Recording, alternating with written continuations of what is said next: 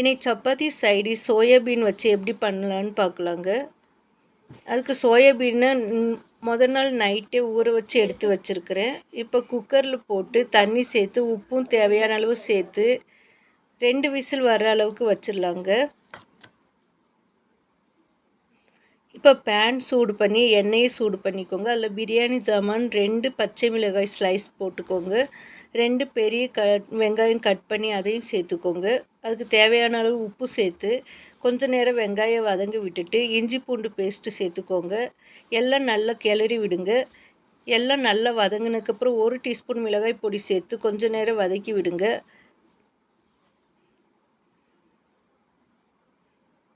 கொஞ்சம் கலர் நல்லா வந்ததுக்கப்புறம் 2 டீஸ்பூன் கொத்தமல்லி பொடி, 1/2 டீஸ்பூன் சீரகப்பொடி, 1/2 டீஸ்பூன் கரம் மசாலா சேர்த்து நல்லா கிளறி விடுங்க.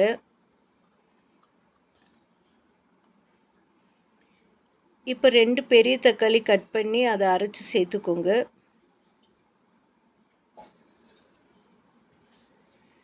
இப்போ எண்ணெய் பிரிஞ்சு வரப்போ பன்னீர் பீஸ் இருந்தால் பன்னீர் பீஸஸ் சேர்த்துக்கோங்க.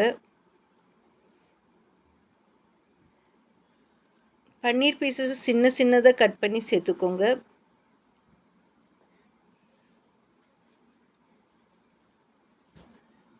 உப்பு செக் பண்ணிக்கோங்க. உப்பு தேவைன்னா சேர்த்துக்கோங்க. இப்போ தண்ணீர் நம்மளுக்கு தேவையான அளவு சேர்த்துட்டு சோயாபீன்ஸ் வேக வச்சதையும் சேர்த்துக்கோங்க.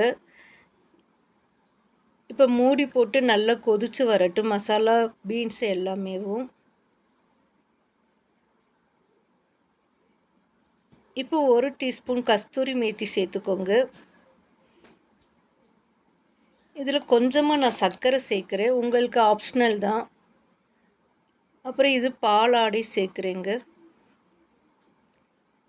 சேர்த்து ஒரு 2 நிமிஷம் நல்லா கொதித்து வரட்டும். இப்போ இது ரெடி ஆகிடுச்சு.